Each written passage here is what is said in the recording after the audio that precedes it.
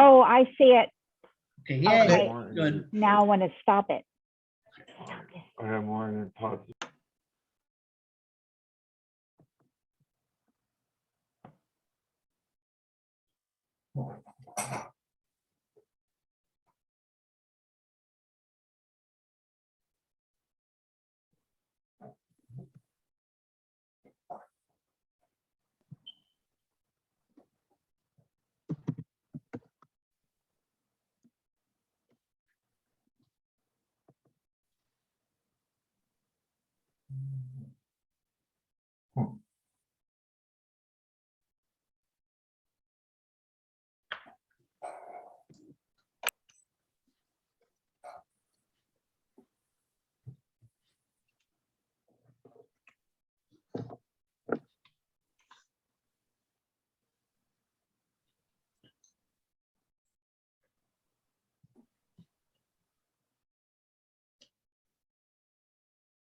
There's CJ.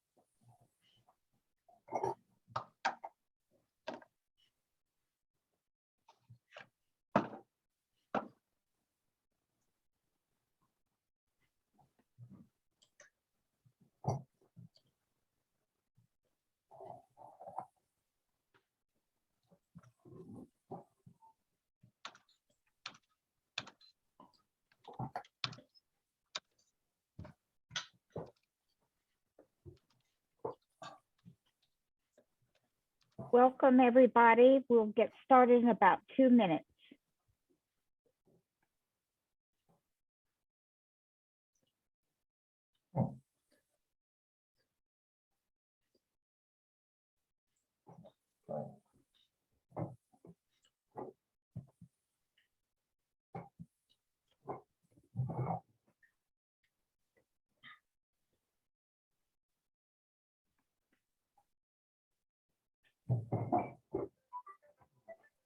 Detention.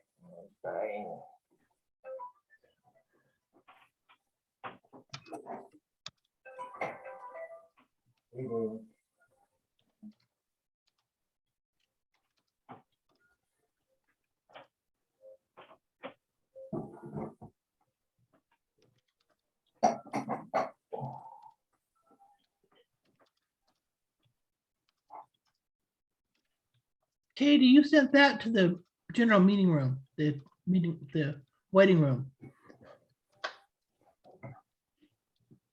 Thank you, Janie. Yeah, so.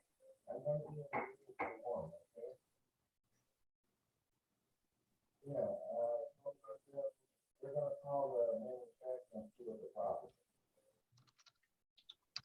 They said it wasn't there yet, no. Yeah, I'll call her after one. Okay?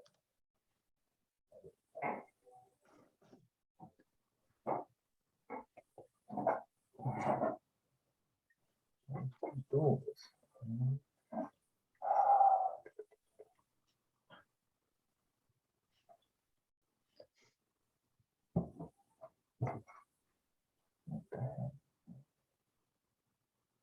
Hello, everybody. I don't know if we're gonna chat before the meeting starts, but hi, my name is Steve. Hello, Steve.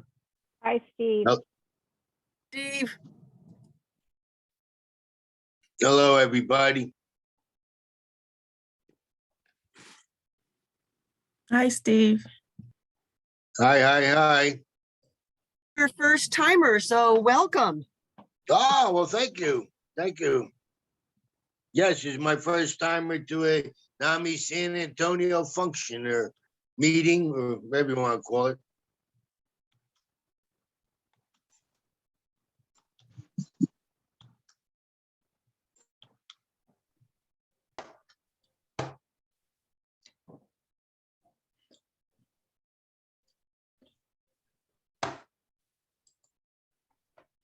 Hello, my name is Janie Swatzel, and I want to welcome all of you to the NAMI San Antonio January 2022 General Meeting.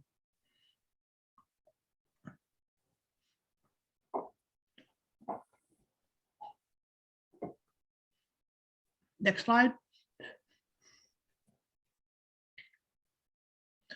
And some attendance information.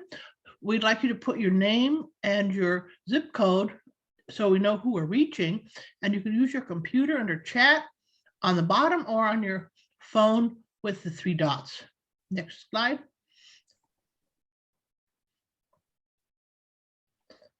And our agenda will be a welcome, current awareness, intro presenters, and closing. Next slide. And I would personally like to invite you next Wednesday to the Wellness Wednesday group. We're going to be drawing a Zentangle. It's a structured drawing that's easier than it looks. And it's January 19th, 2022 from 10 to 11:30. I look forward to seeing most of you there, hopefully. Next.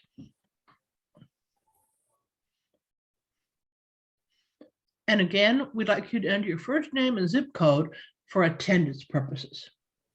Next slide. And it's my pleasure to introduce Doug Beach, the board president and interim director of NAMI San Antonio. Doug. Thank you, Janie. I want to welcome everybody to our meeting today. This is the first meeting of the new year. We're still virtual. We planned it this way at the end of last year, and it turned out to be fortuitous given the COVID expansion over the surge over the holidays. I want to also recognize our other board members. I can't see everybody who's on right now, but I know I saw Bill Glenn. And if you're a board member and you're on this in the meeting, if you would like to introduce yourself. Hello, this is Bill Glenn, and it's a pleasure to be here with you guys today.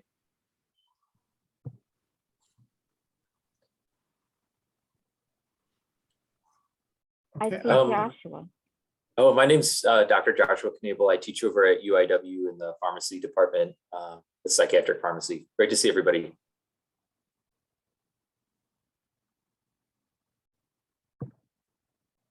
And I think I saw Ron Kirkland also.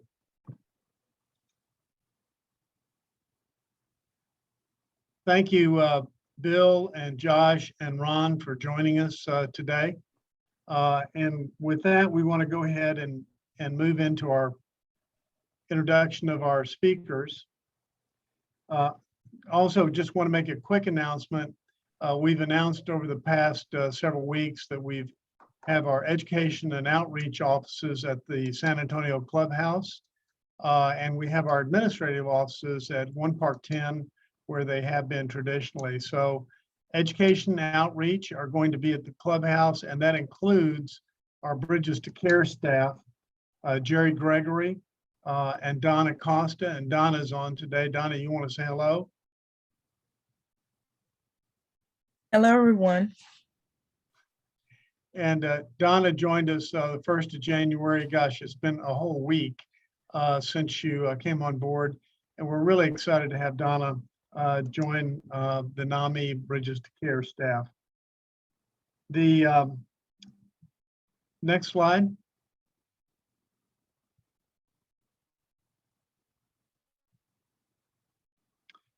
And today I want to introduce Veronica Blue, and Veronica, many of you know. Veron is, and you will see this in her presentation, she's a very passionate person. She's passionate about her relationship with the Lord, about her family, her husband of 30 years, Bishop Alfred Blue, her sons, her daughters, and her church family. And I'll also say, Veron, you're pretty passionate about your friends too, because she's also passionate about the people in our community. As she's been involved with different community organization programs, substance use, HIV/AIDS, drug education for youth, all over the past 30 years. and she's especially passionate about empowering girls, not only in the United States, but also from South Africa, the Bahamas, Nigeria, and Trinidad. Veron is currently working with a group, the RAFA cohort, which is part of the Bridges to Care effort. It's a collaboration of 7 churches to help educate and empower their community about mental wellness. She's engaged in a popular weekly program, Trauma Talk, and if you haven't listened, you're missing something. It's designed to talk one-on-one with the community about mental health. She received an associate's degree from American University and is currently working on being a spiritual life coach and mental health coach. Veron's passion is contagious, and I can testify to that. Whether she's talking about her family, her community, or mental health, you're going to be energized just listening to her. She is co-pastor of the Family Life International Ministries, along with her husband, Bishop Alfred Blue. So let me turn it over to Veron. First, thank you, Doug, for that wonderful introduction. I first have to give shout out to my friend Donna, who is doing an amazing job in 1 week. You just go, girl.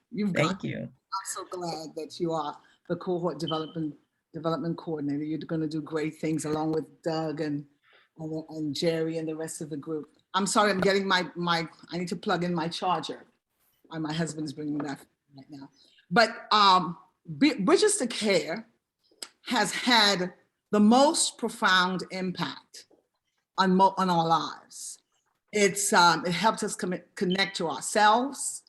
The training has helped us connect to each other, our families, our community, our congregations, in ways that we never thought was possible. And so as you look at this video, it's 4 different cohorts. We have the Reverend Rogers with the AME cohort. The church is a cohort all to itself because there's so many congregations. Reverend Cheryl, she's with the Samaritan cohort. Dr. Andy is with the Rafa cohort. Rose is with Rafa. Dr. Janie with Rafa, and Jada. And you see in the middle, Diana, she's with another cohort. And then there's Bess Renee with the Rafa cohort also. We all share a common experience, and that is Bridges to Care has changed our lives and that of the people that are around us. So we're sharing stories in this video. We're going to be sharing stories of how the training has impacted our lives and those to whom we are connected. You will see how we all have the same joy and the same level of excitement because it's done something awesome in all of us. And we are watching our families, our congregations, and our community change right before our eyes. And it's an amazing thing to see.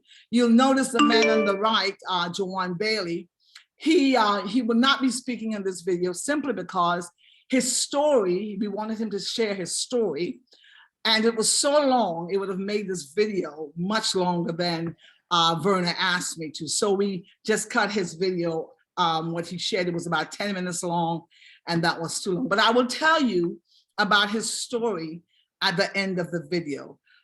So if you could go ahead and run the video, and at the back end, I'll explain about Juwan and all of that, and tell you a little bit about how the cohorts are impacting our community. And just a quick story, I just got a text about an hour ago from someone that Jerry and I have been, from a pastor, asking for help for one of her members.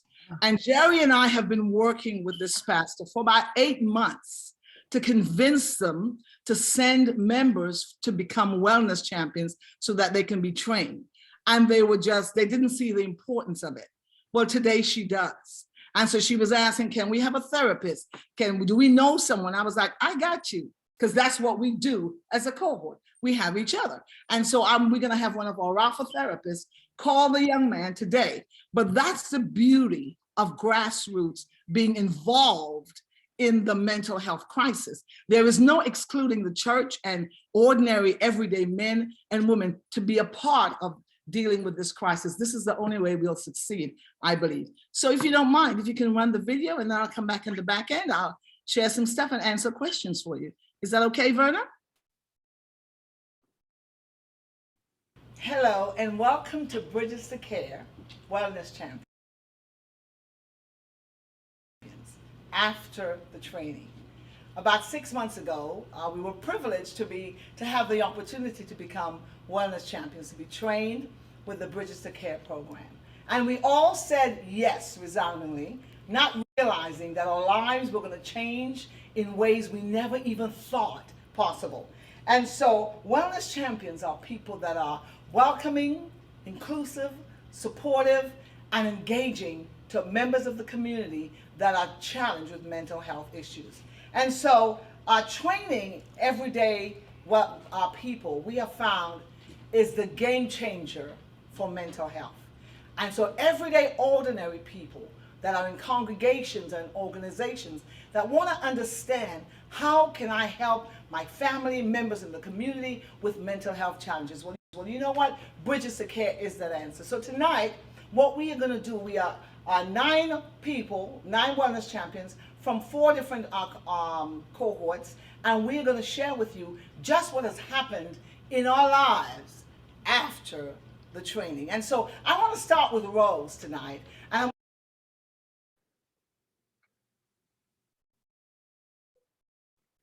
I want Rose to share with you how has Bridges to Care training impacted your life personally? Wow. Thank you for asking. I was excited. I'm happy to have been a part of that. I'm from Bethel International Fellowship Christian Church, and we are a trauma-informed organization. However, we were missing the piece of the mental health. Our pastor, Dr. Keeley, is a mental health first aid, but how do you get the whole congregation and the community involved? Right. So thank you for Bridges to Care, because it came at the right time.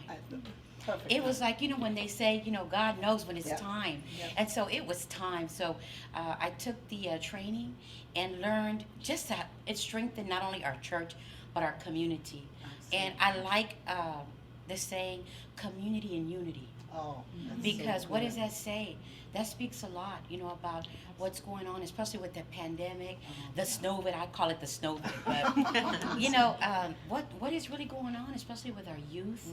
Oh. And so we have a resource center, but it just strengthened the Bridges to Care strengthened it. It gave us extra resources. Yeah. It also gave us the connections with these other wonderful wellness champions that we look to. And so we're happy to say that, we have our biggest thing in our zip code area is gun violence. Wow. So one of the domains and the pillars of safety is, is safety with gun violence. Right. What do? Well, we provide gun locks, and we Wow. provide gun violence safety education. Wonderful. In your Prevention, community. That's right. great. But with that comes the mental, Yeah. right? So Bridges to Care gave us that. So it was more of it strengthened our community, our leaders, some of them. We have great leaders, but how many of them really know what to look for signs? Yes. Suicide, we had the suicide watch. Yeah. We've had some great training sessions. And so, taking notes, because you never know when you have to go back Yeah. and go over that. So it was a That's wonderful so good, Rose. experience. That's and excellent. I thank God for that opportunity. Yeah, And I that's thank you. great.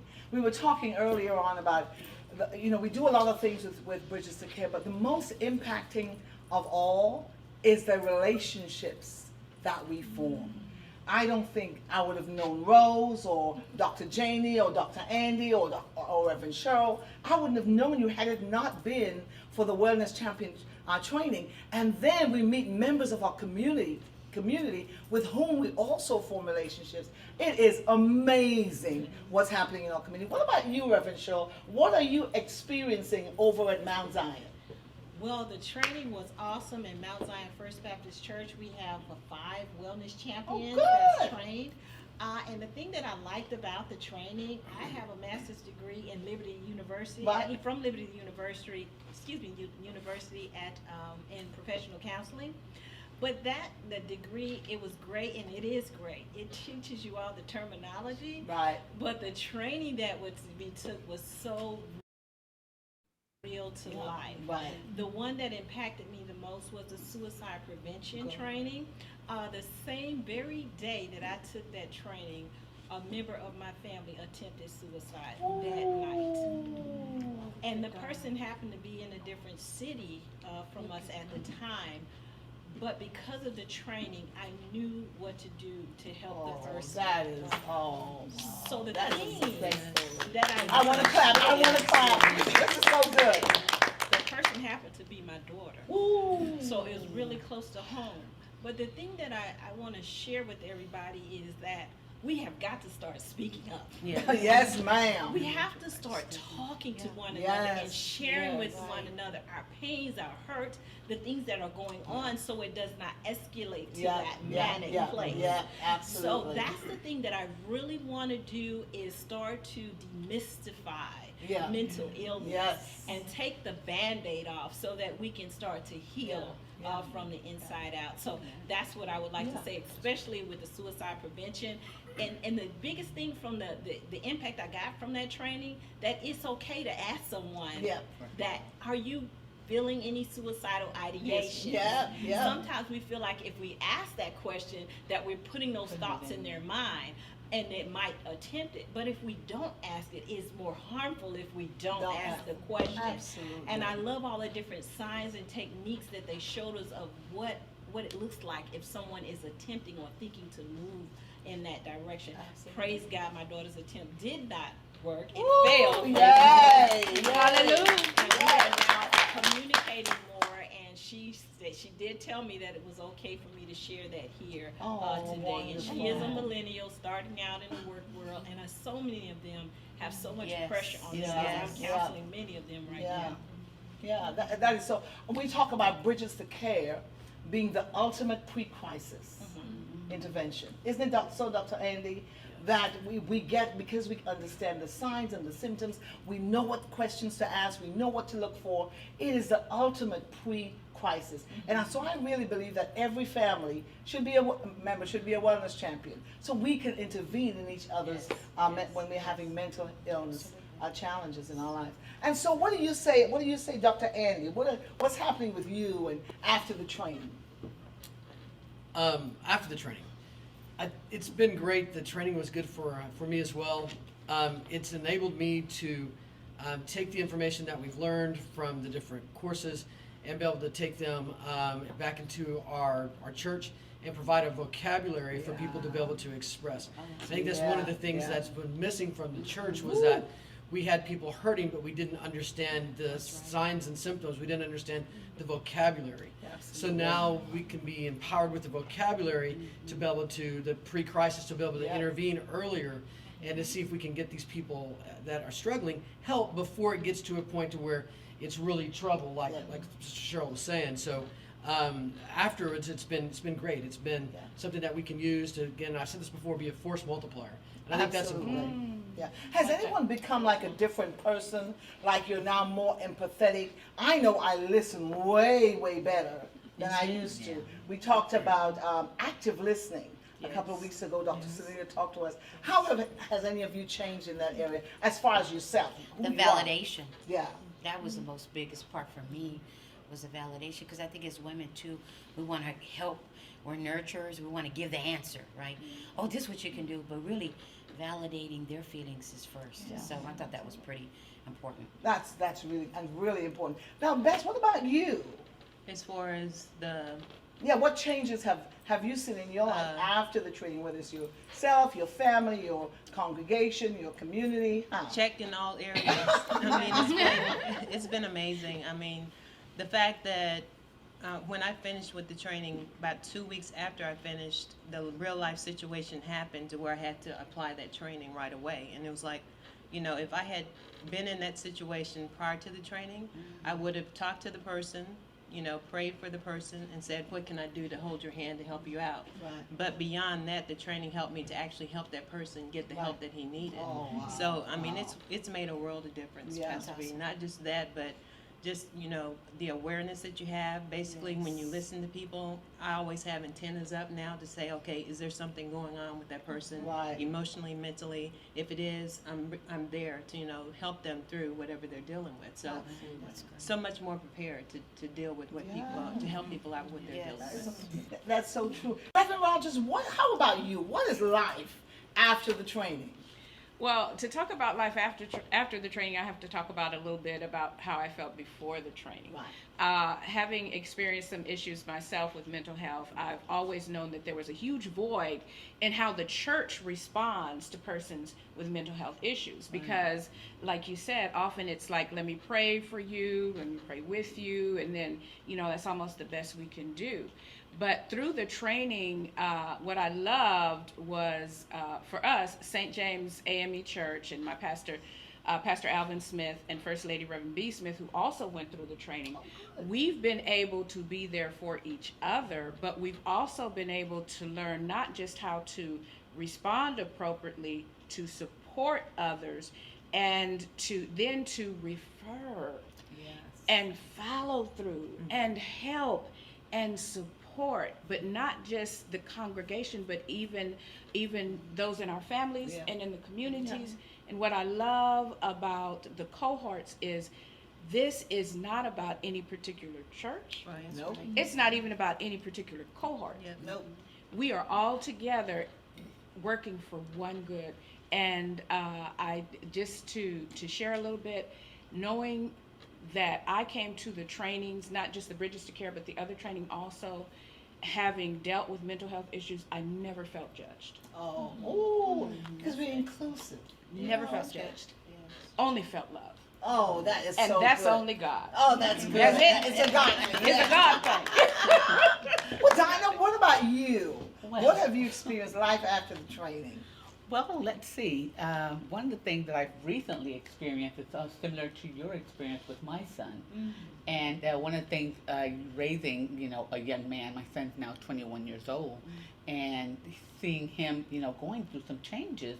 And, he's very like his mother, very outgoing and, active and everything. And one day he called into work, which is one thing in 3 years he's never done. And he calls and tells me, Mom, I'm just not feeling well today. I just don't know what it is. And so, of course, I get into mommy mode first, and then all of a sudden, it came to me, call Reverend Blue, call Pastor Blue, she's going to be able to tell me, help me, even though I had the training, I'm still in mommy mode. And so it was very easy to remember, who to call, and knowing that I had backup where I had people that I could call to help me. And of course, then she got someone to reach out to him. And that, put me at ease, because let me know that he wasn't, thinking about taking his life, or, he was just going through a depression. And, what's causing it, we don't know, but, he has help now. And so Ooh, that's a good story. Because what I did, Rafa has our own therapist, and I called one of our therapists. I said, would you please call this young man? And within that day, he called your son. And that's what's wonderful, when our cohorts, any member of our cohort, they call us that day, one of our therapists will reach out to them that day. So I'm telling you, the cohorts work, the dream that Doug had of congregations being involved, it's working, and it's just all working together for good. Woo, for the good of the community.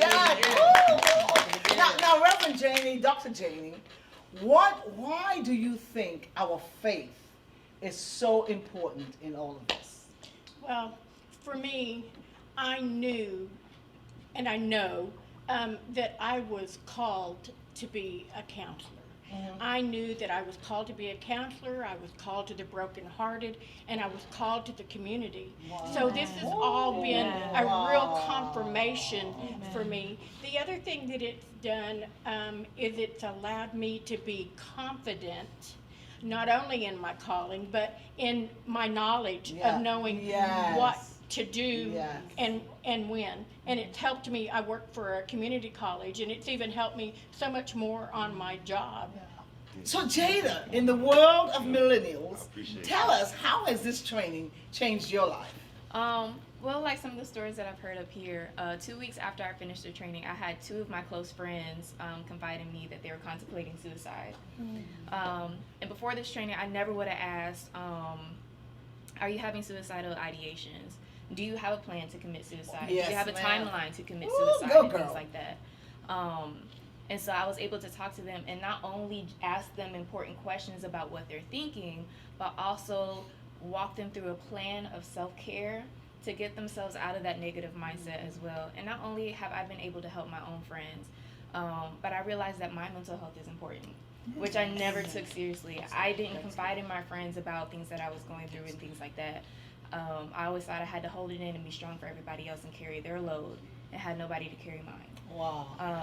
And so I realized that mental health was not only important for the people that I'm close to and people that I encounter, but it's important for myself. So I started therapy last week, y'all. Oh,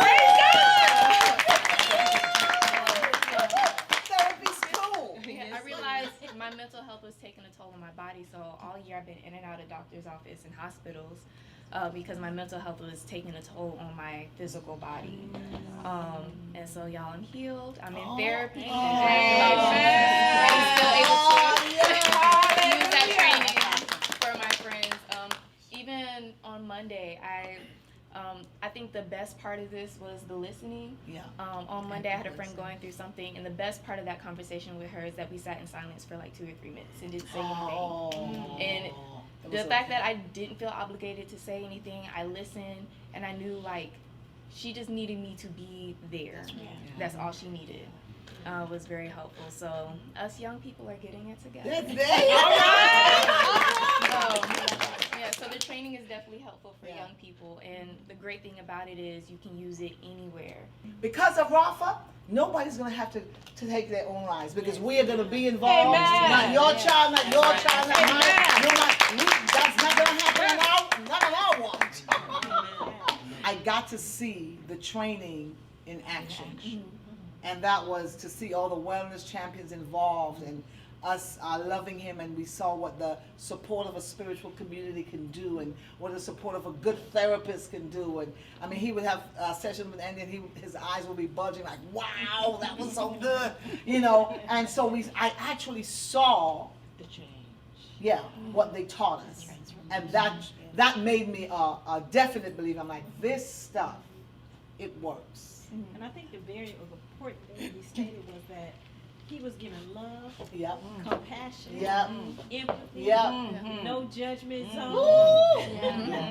So he was able to find out and understand from himself, okay, I'm ready now. Nobody had to force it on him. Nobody had to point their finger at him. And that's the thing, as the body of Christ, we have got to love one another as he has loved us. You know, how do we continue to love and be compassionate without judging? So they're free to get the healing that they need. Yeah, because as Jawan said, it's not what's wrong with you, but it's what happened to you. So how can we judge somebody for something that happened to them? It wasn't their fault, it happened to them.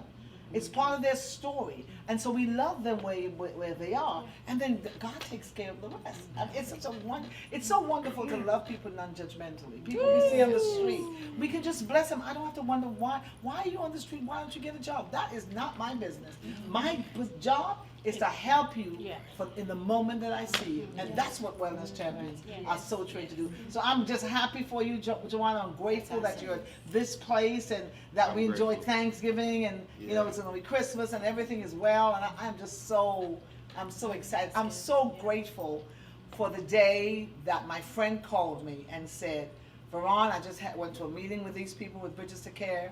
You got to get involved. I'm so grateful that I said yes. I'm grateful that all of us said yes, because now we're about to change our community. Amen. Amen. So thank you for joining us today.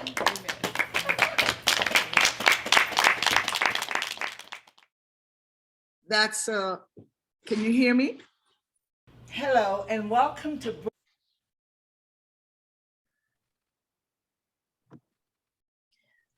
Can you hear me? Yes. Okay. Thank you for showing that, Verna. That's a little part of our story. When we, right after that, we got together right there at the church and we had dinner and we just talked for another hour and a half. And so it's really formed, we have formed some awesome relationships. Jawan's story, we've known him most of his life.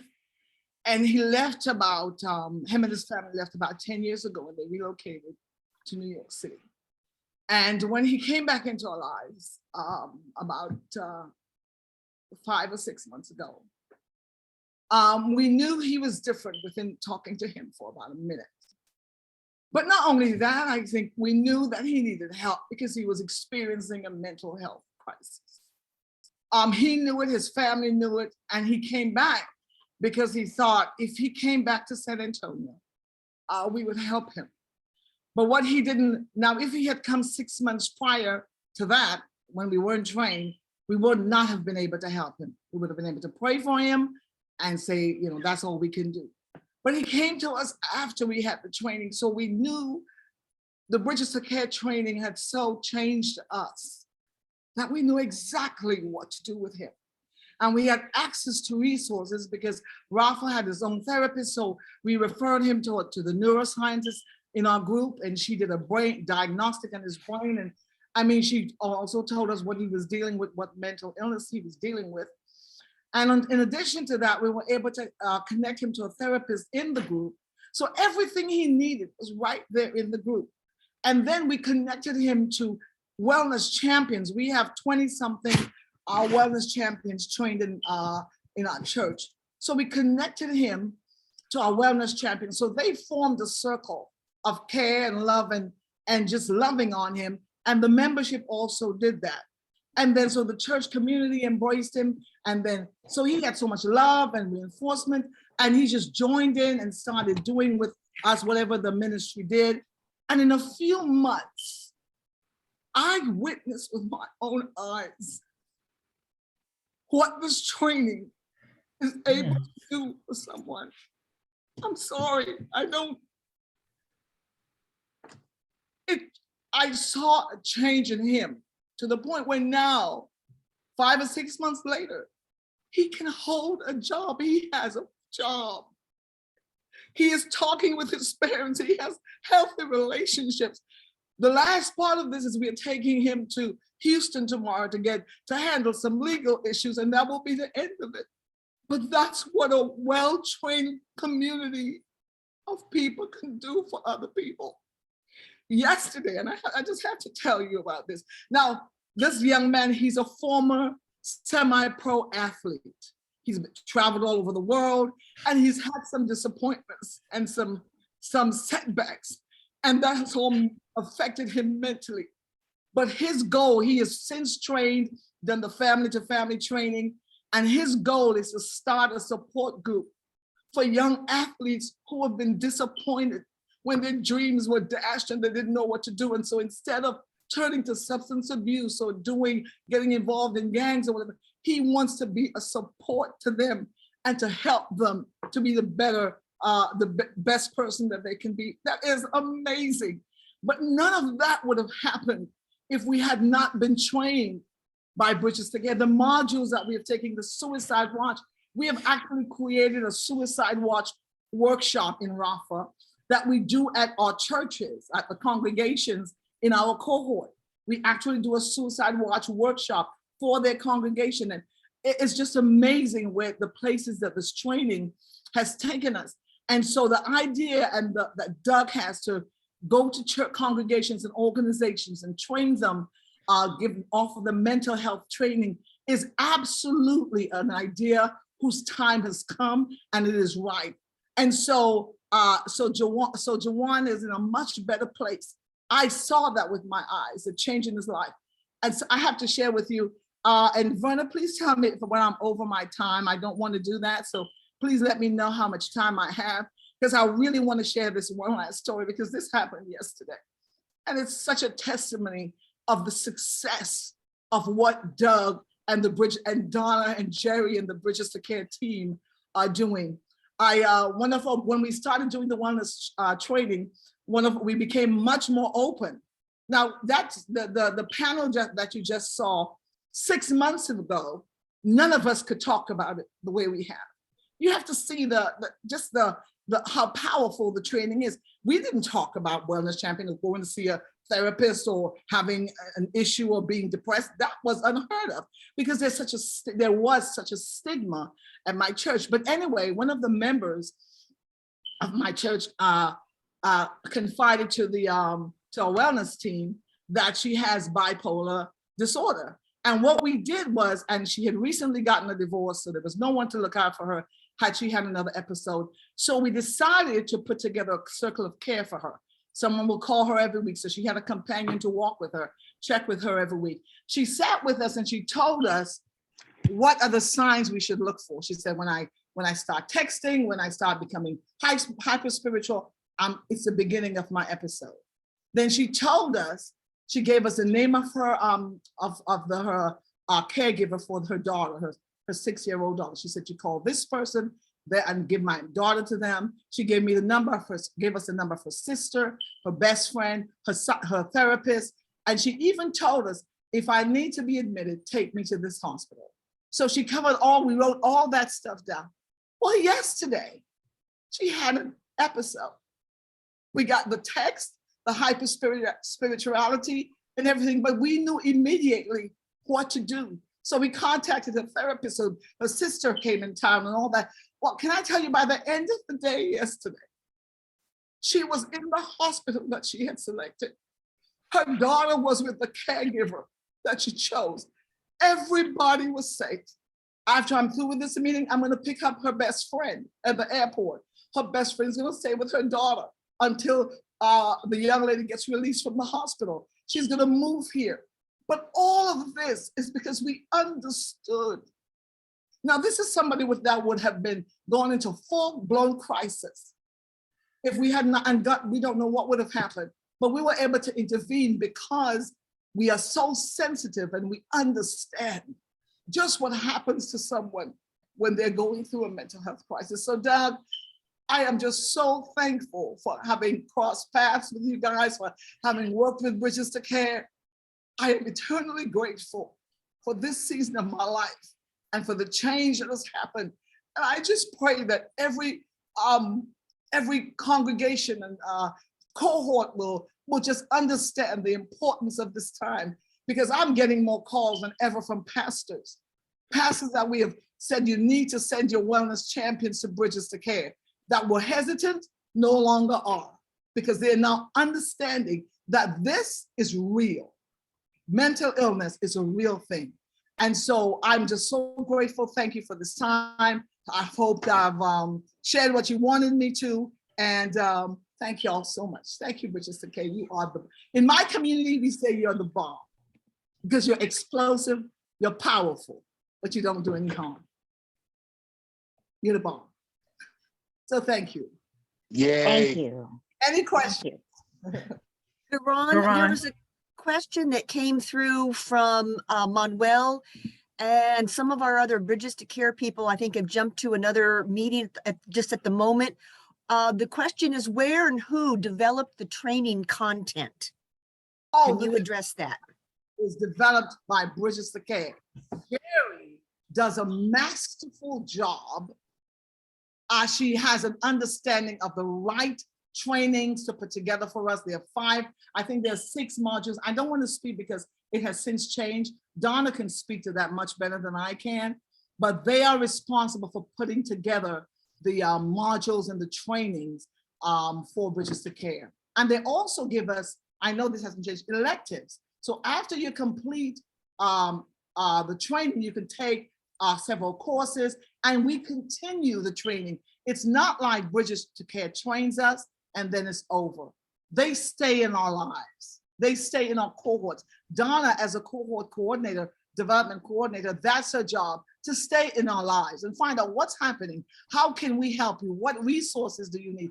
So that is the difference between what Bridges to Care does and what so many organizations do. They come and they do their thing and they train and they leave, but not Bridges to Care. Bridges to Care remains a part of our lives. And for that, I'm so grateful. Did that answer your question? Donna? Yes. First off, Veron, you couldn't tell me I wasn't present with the recording of that video, because you had me so just drawn into it. It hit me to the place to where it was supposed to hit me, because this is what Bridges is all about. It is about putting the tools and equipment in the hands of everyday people, because you know what? We all are experiencing this life together, and you just, and everyone on that video just spoke to it so well. This is exactly what it was meant to accomplish. Doug, I don't want to overspeak, but I think that this is exactly what the beauty of Bridges is all about. You equip people with the knowledge of how to be in companionship with people and equip them with the resources and know who to talk to. People actually heal, people get well. So bravo, Veron, to the video and everyone who participated in it. Thank you so much for that. Trainings though, I kind of was just so spellbound and captivated by that video, but the trainings there, yes, there are 6 modules. Companionship is the first one, how to become a trauma-informed organization. The resources, my brain is kind of like all over the place right now. Resources, domestic violence, I know, how to establish a mental health initiative into your congregation or organization. Am I missing any, Doug, right now? Suicide prevention, and let me just say, you know, these modules that we teach are really taught by subject matter experts in organizations in our community. So we're not just winging it. We reached out and interviewed the best people in our community to teach these. Go ahead, Donna. And then also too, I want to put a plug in for the mental health first aid. They have it for adults and youth. That one also too, it's a powerful training. It teaches you how to just put it all together in a way of how to be with someone who actively may be going through a suicidal crisis in life. And just how to negotiate those conversations. It kind of does that suicide prevention, but to the next level of how to have those, engage in those conversations and not, shy away from them, go towards instead of like avoid. It teaches on how to do those and that's an elective one, but it's a powerful one. And the takeaway from it is you'll forever be changed by those trainings. I can attest to that one personally. So Donna, the modules that are on that are part of Bridges to Care are on the NAMI website.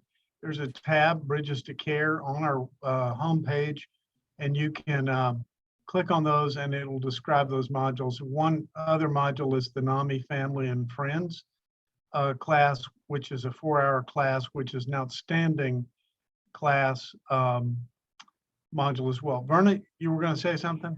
Yeah, there was a question in from Laura Moreno.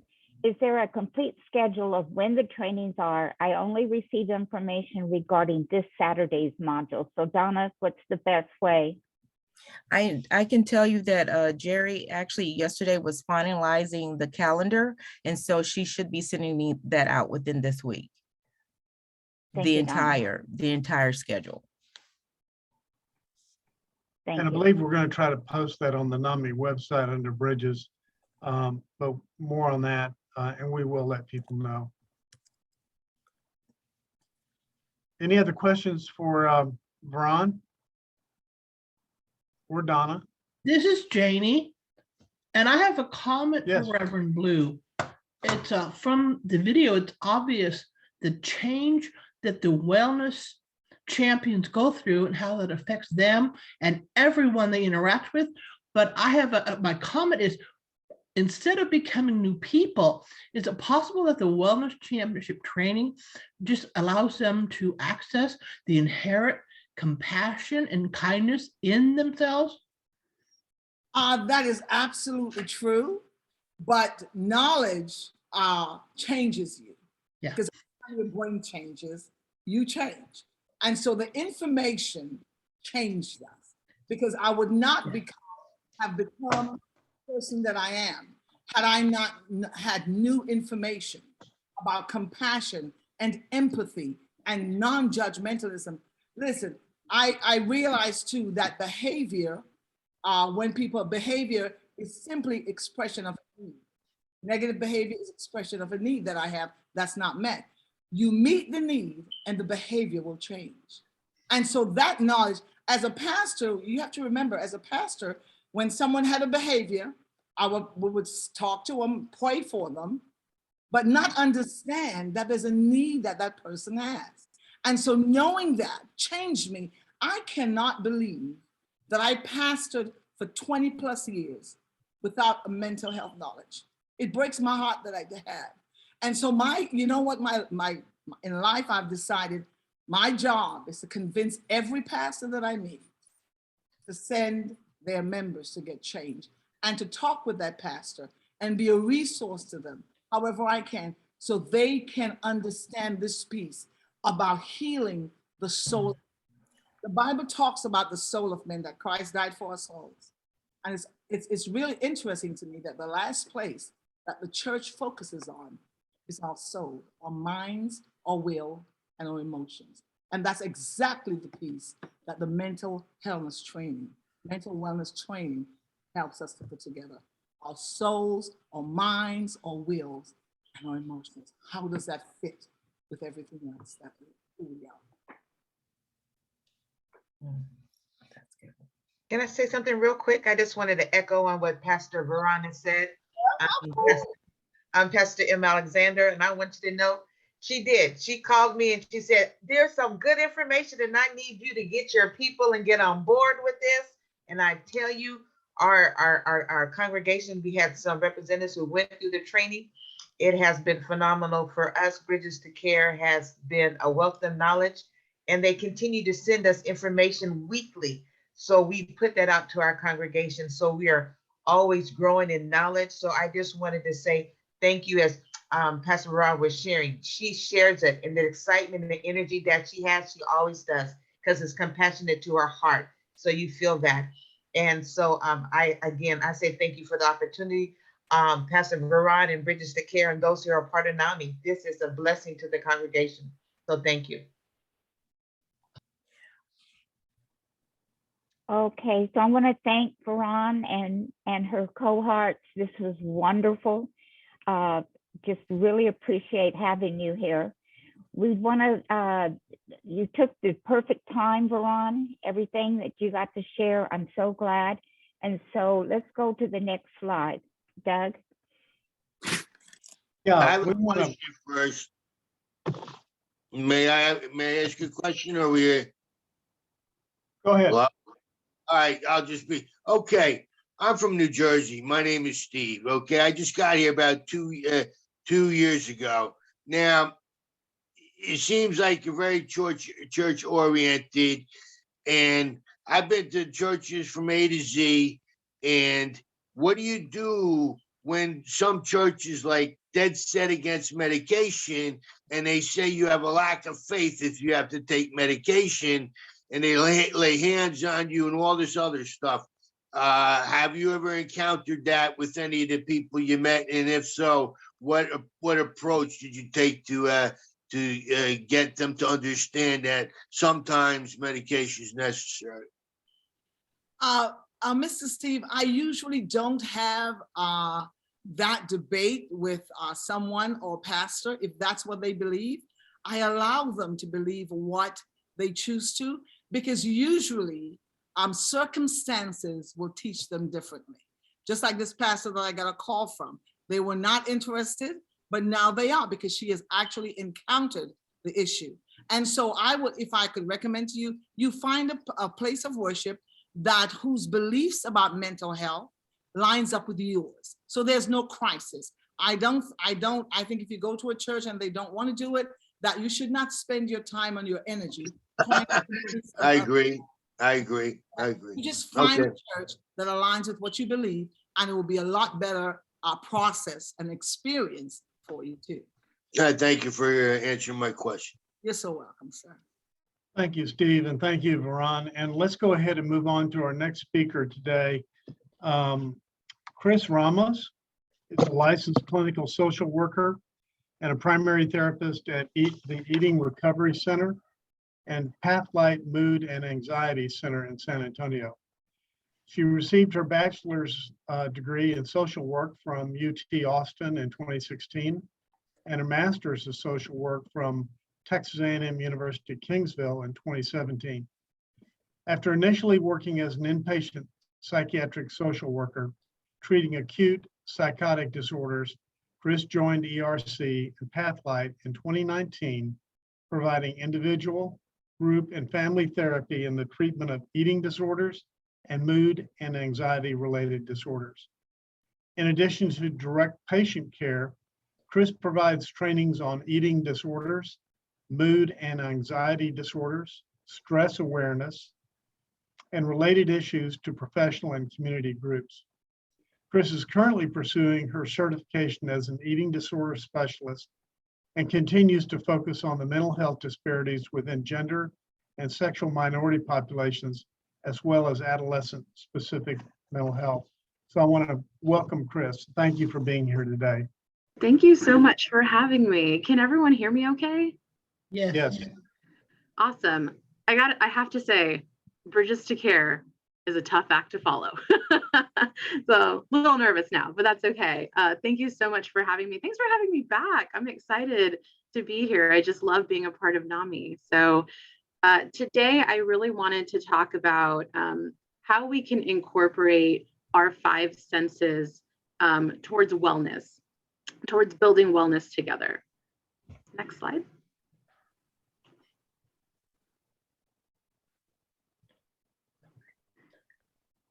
So real quick, we have 5 senses: our sight, touch, hearing, smell, and taste.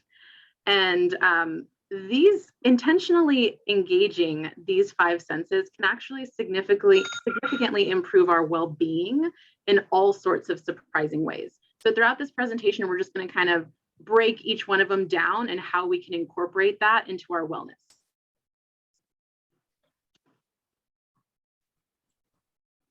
So why is this important, first of all? Well, during times of stress and anxiety, we often neglect to utilize our senses.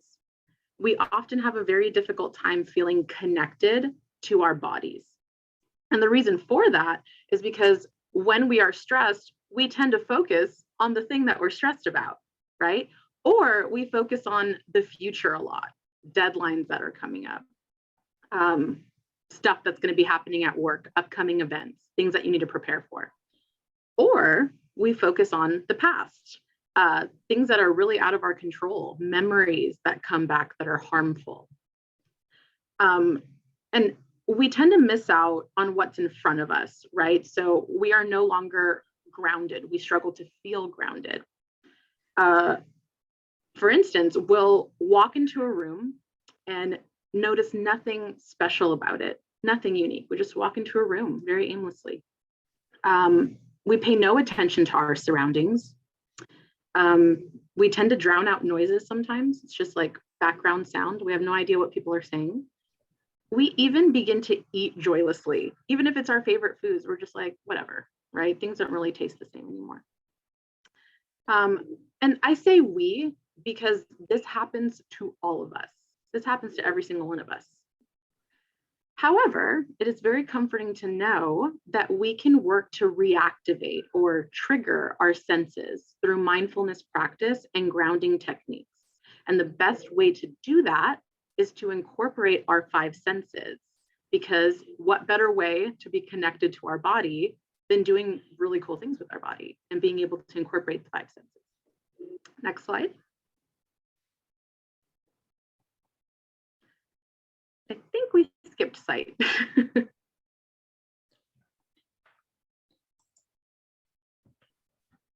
Oh, interesting.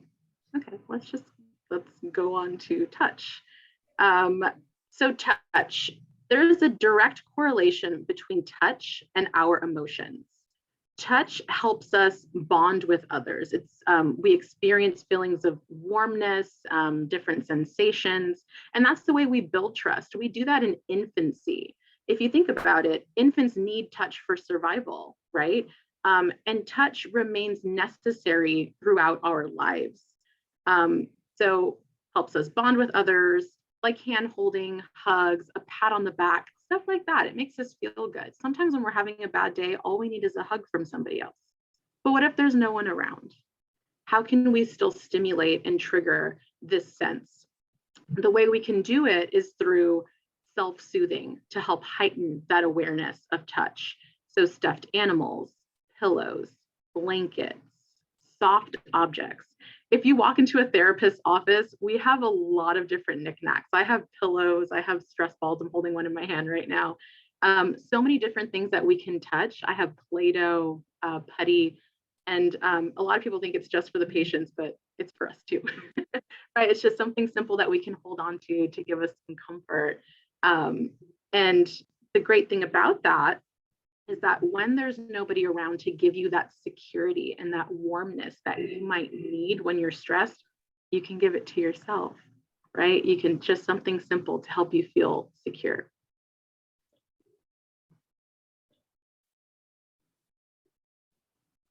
Next slide. Hearing. So listening to sounds that are peaceful can actually greatly improve your mood. Baby laughter for one. Everyone's looking at this baby already smiling because you can hear the laughter of a baby and how it makes you feel happy. It just touches your heart. Similarly, the sound of someone's voice that you really love and care about can help you feel wholesome. So if you listen to like an old recording, if you listen to like the voicemail that someone left you a while back, it can bring you back and make you feel comforted. The familiarity of it is really important. There is much evidence to support that listening to music can help calm you in situations where you might feel anxious. I actually have a whole playlist, mental health playlist devoted to when I am anxious. And I put this playlist on when I'm overwhelmed, and the music really grounds me. It's so, so helpful. White noise or sounds of nature can actually be quite calming, even more calming than sitting in silence. A lot of people think, well, I just need to go to the other room because it's too loud here. But sitting in silence doesn't make some of the racing thoughts go away for you. So sometimes you just need something that's comforting. I know a lot of people who like to sleep with the fan on just because the sound of the fan helps them relax. I am one of those people. I need the fan on. Or sometimes like just listening to something, like some people even put the faucet on to hear the drip of it. I had an old roommate who had to listen to the Weather Channel in order to feel calm because just the background noise of it really soothes her. Next slide.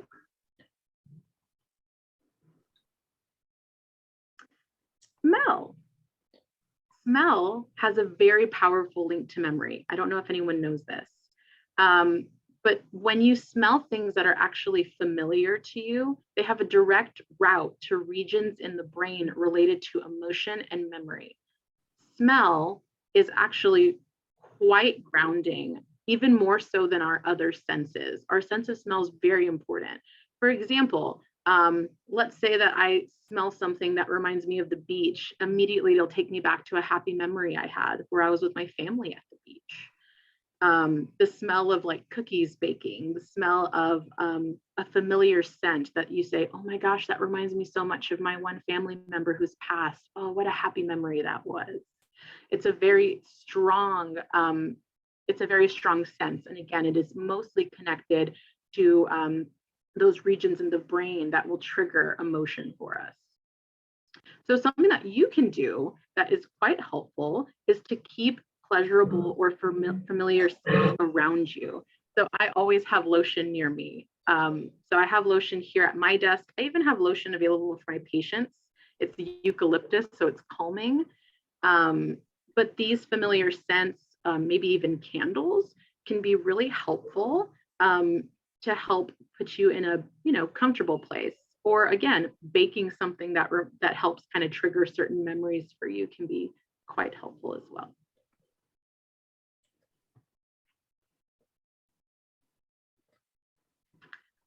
Taste. Research shows that enjoying our favorite foods or beverages can significantly improve our mood and promote good thoughts and decrease feelings of loneliness. Emotional eating is a thing, and in the eating disorder world, a lot of people look down on emotional eating. However, we all emotionally eat, and we do it to feel comfort. So something that's quite helpful is to have your favorite drink or candy accessible, because it's a simple way to reduce stress. So for me, I'm a fan of Sunny D, and people always tell me stuff because it's not real orange juice, but I am a fan of Sunny D or lemonade. And so if I know I'm going to have a particularly stressful day, I will bring that drink with me to work and have it so I can kind of sip on it and just stay grounded throughout the day. And so I want you to think about this for a second. What are some of your favorite drinks or some of your favorite candies? Just little pick-me-up. A lot of people like to have mints nearby. Things that help you feel comforted is helpful. I do want to acknowledge that the very first slide that was supposed to be on here, which is sight, I'm noticing it's not in here for some reason, which is okay. So I'm just going to talk about sight for a second. So sight, when we look at landscapes and things that are visually pleasing or aesthetically pleasing to the eye, that puts us in a better mood. It can make us feel more positive. So what are some things that you can do to surround yourself with some positivity? For me, I like to have pictures of my dogs around. I like to go through my phone and look at old family memories. It makes me feel happy when I'm feeling particularly stressed. Next slide. Stimulating multiple senses. So I want, really quick, before we even come to this, I want everyone who's present right now to join me in a little activity. I want you, and you can close your eyes if you want to. I want you to think of your happy place. We've all heard of that, right? Go to your happy place. I want you to either close your eyes or just visualize it. Where is your happy place? What is your happy place? We've all heard the whole statement, just go to your happy place. What is your happy place? It doesn't have, it could be an actual physical place that you go to, or it can just be this fantasy land that you made in your head. It can be anything, but what is your happy place? And you can definitely throw it out in the chat box if you want to share it, because I'd love to hear it. But what is your happy place? And then I want you to think about what about it makes you happy. And let's think of those 5 senses. Does it make you happy because of the way it looks? There's just a lot going on, the colors, right? Whatever it is, how does it look that makes you happy? Okay, let's move on to what are some things that you can do there that makes you happy? Are there things like activities that you can engage in that are more hands-on that make you happy? Is it certain things that you can hear while you're there that make you happy? Maybe it's laughter that you hear.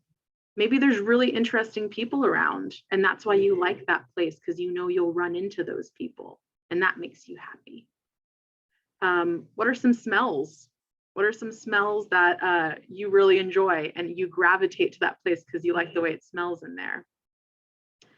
And what are some, maybe it's a food place. Maybe there's little things that you can eat or drink while you're there, and that makes you happy. So what about this place makes you happy? And how can you use your senses while you're there? I can give mine away. My happy place is Barnes & Noble. Barnes & Noble is my happy place because the staff are so nice and they'll talk to you. And I really love the smell of books. And as soon as I walk in there, I just love smelling all the different books. They also have, they usually have a Starbucks in Barnes & Noble, so the coffee. But my senses are immediately stimulated when I'm there. So I encourage you throughout this week to go to your happy place physically or mentally and really practice stimulating your senses while you're there. So how can we incorporate our 5 senses and try stimulating multiple senses at the same time? That's important. This exercise here, stimulating multiple senses at once, is actually very, very helpful in not only managing your anxiety, but managing your mood, right? For some who have depression or tend to dip into depressive episodes, this is particularly helpful in managing those episodes, and it's very skillful, I will say. So the first example we have here, take a warm bath using essential oils while listening to music. How many senses did we stimulate there? warm bath, touch, essential oils, smell, listening to music, hearing. So we just stimulated 3 out of our 5 senses with that activity alone. And that sounds pretty nice, right? Kicking back in a bath, using essential oils and listening to music.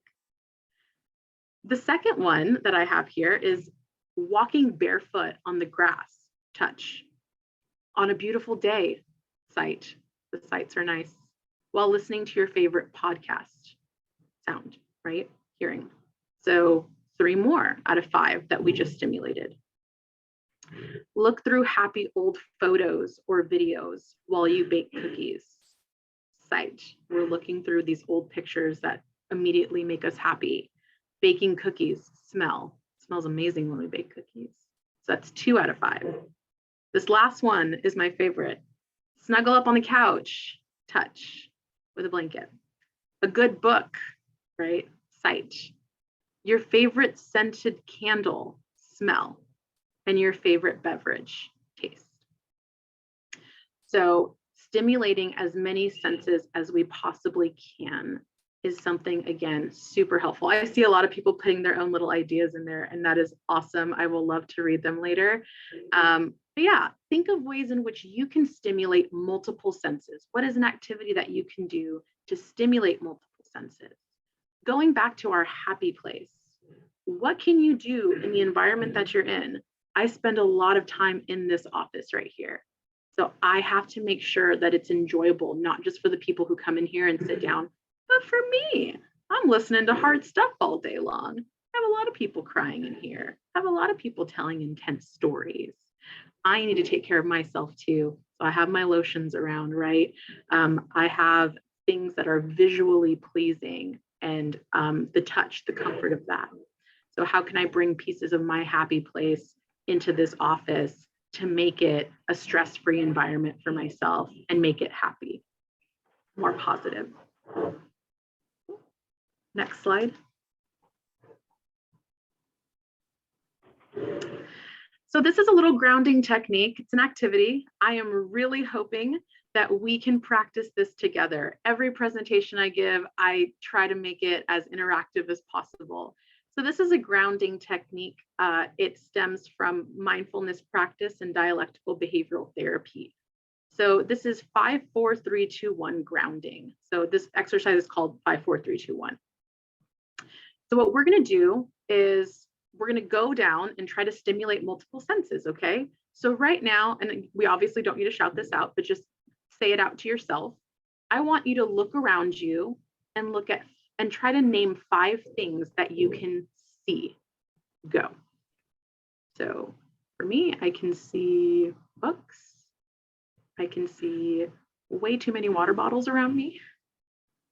I can see a second computer screen.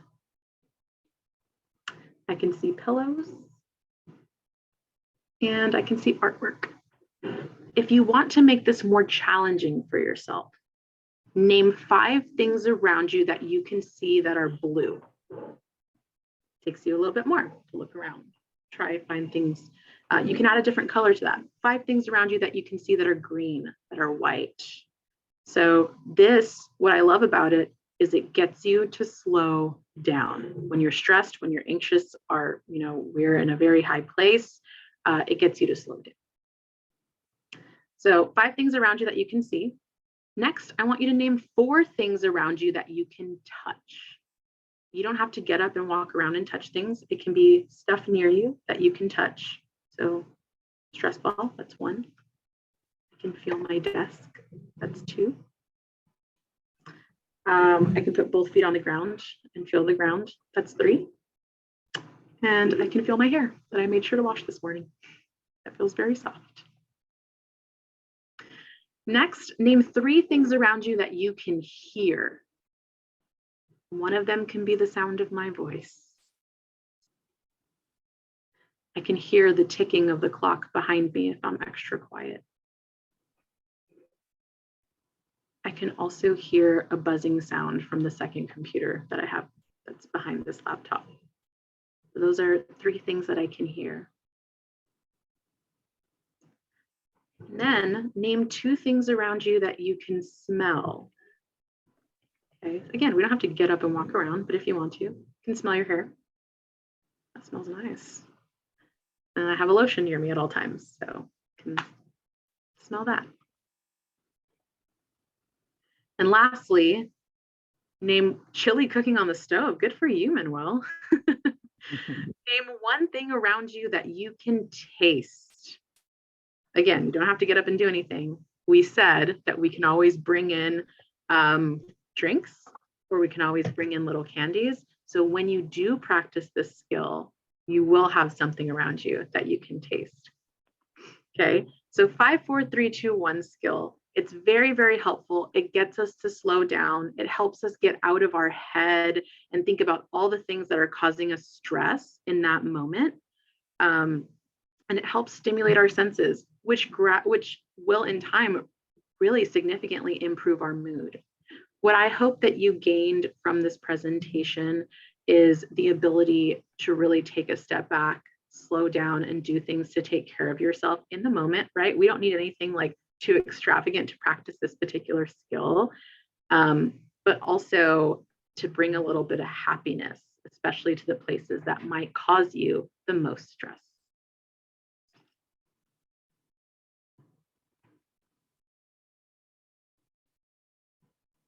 Thank you. Also, I'm really sorry that the site was taken out. That was probably my favorite slide because it had such a beautiful scenery on it. We're having to visualize now, really use the sense. Thank you so much, Chris.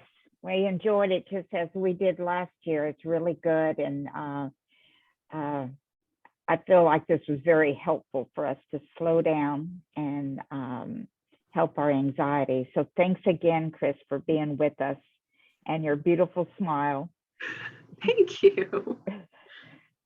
So next slide, Janie.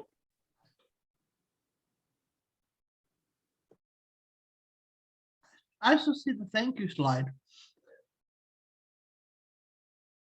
Hello? Donald?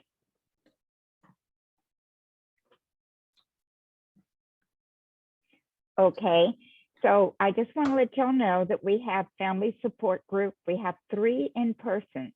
We have the first and the third Monday for veteran families from 7 to 8:30. They're in person at Endeavors over off De Zavala.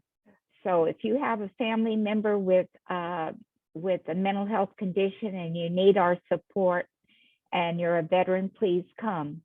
Otherwise, we have Alamo Heights United Methodist Church every 3rd Thursday, which is ran by Jackie and Ed Dickey, who are on the meeting today.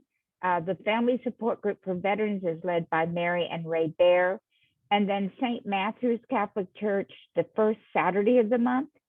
And that's by Marianne Moklin and Eloy Zapata and Rose Fanduto. Next slide. We also have support group for people that have a mental health condition. You don't have to be formally diagnosed, but if you have anxiety or any of the symptoms, please come join us. We started one in person, but because of the holidays and because of COVID, it's this very top one on Thursday at the Methodist Tower 1 is on hold until we can get more interested people coming out with this COVID. Otherwise, we have every Wednesday on Zoom, the San Antonio Clubhouse. Starting this month, the last Friday of the month, we'll have it for the LGBTQ population. And then on the 2nd and 4th Saturday, the general mental health, which Janie and Cameron facilitates. And then over 40, which Katie, that's on here, Katie Martin and Teresa lead the group, facilitate. And so we did have a special Christmas time where Katie had a 5-hour come as you want to during Christmas and New Year's. So thank you, Katie, for that. Next slide.